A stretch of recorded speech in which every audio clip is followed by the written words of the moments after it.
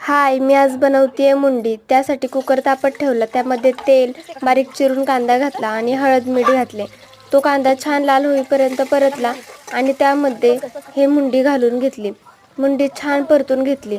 2 मिनिटे मुंडी परतल्यानंतर त्यामध्ये पाणी घातलं आणि कुकरचं झाकण लावलं आणि फक्त 2 शिट्ट्या काढून घेतल्या. मुंडी फार शिजली तर ती चांगली लागत नाही, त्याच्यामुळे फक्त 2च शिट्ट्या काढायच्या.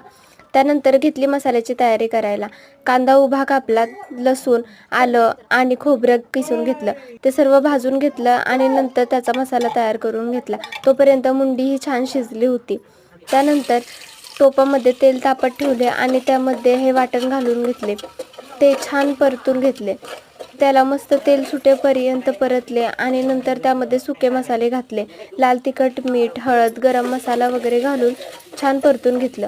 त्याला मस्त तेल सुटल्यानंतर त्यामध्ये हे मुंडी घालून घेतली आणि तीही 5 मिनिटे परतली.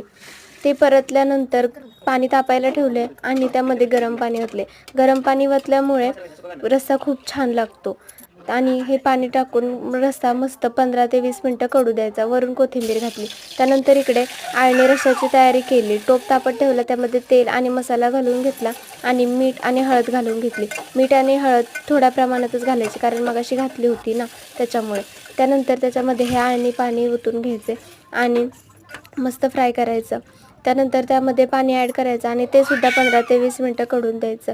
इकडे हा रस्सा पण उकळला आहे आणि दोन्ही रस्से कडून मस्त तयार झालेले आहेत.